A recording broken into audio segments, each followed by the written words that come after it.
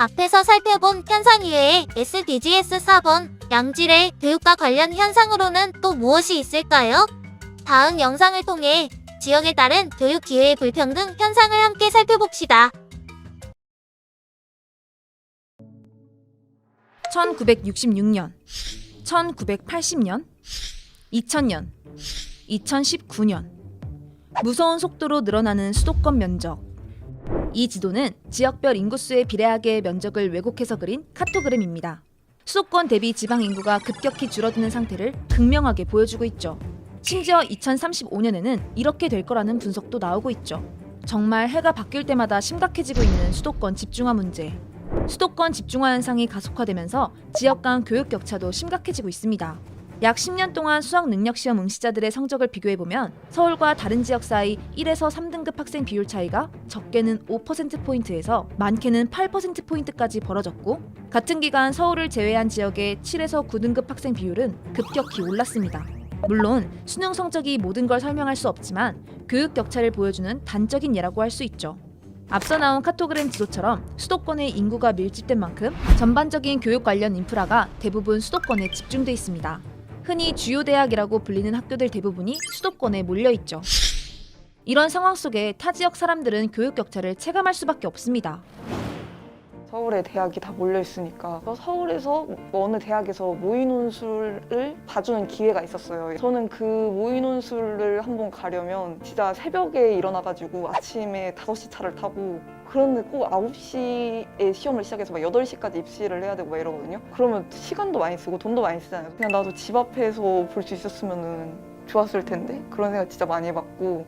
제가 가고 싶은 전공이 사실 지방에 있는 학교에서 그 전공이 있는 경우가 많지 않았어요. 수도권에 있는 대학으로 가야 하는 상황이어서 내가 가고 싶은 학교가 우리 집 근처에 있었으면 얼마나 좋았을까, 이런 생각을 진짜 자주 했던 것 같아요. 그렇게 수도권에 있는 학교를 목표로 공부하다 보니 주변에서 조언해줄 사람을 찾기 어려웠다고 합니다. 저는 정시 파이터였거든요. 주변에서 정시 공부를 하는 사람이 진짜 저밖에 없었어요. 저는 그때 어떻게 할지 몰라가지고 인터넷 찾아서 공스타그램이 한참 인기였었거든요. 그래서 공스타그램 막 찾아가지고 이렇게 다른 사람들 공부하는구나, 계획 짜는구나, 그럼 나도 저렇게 하자 해가지고 보고 그렇게 했었거든요.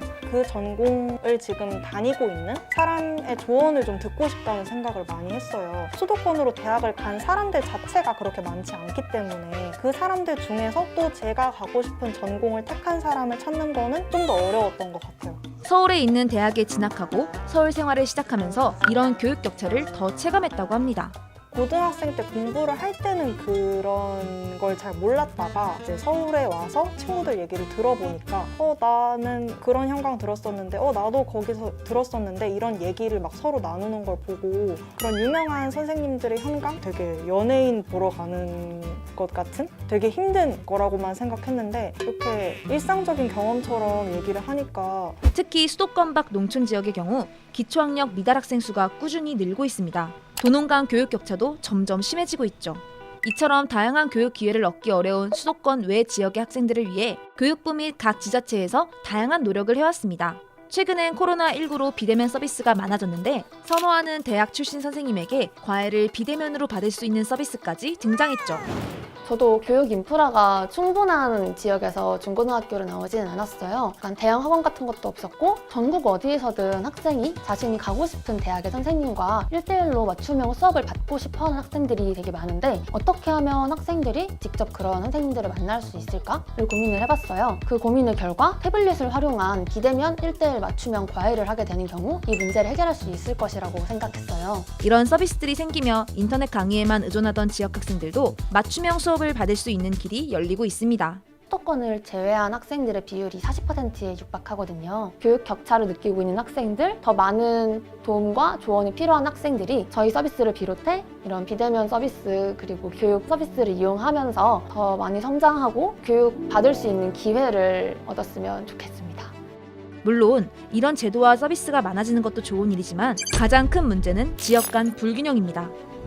서울에서 태어난 것 자체가 스펙이라는 말이 나올 정도로 교육뿐만 아니라 주거, 교통, 일자리, 복지 등 모든 인프라가 수도권 지역에 몰려 있으니까요.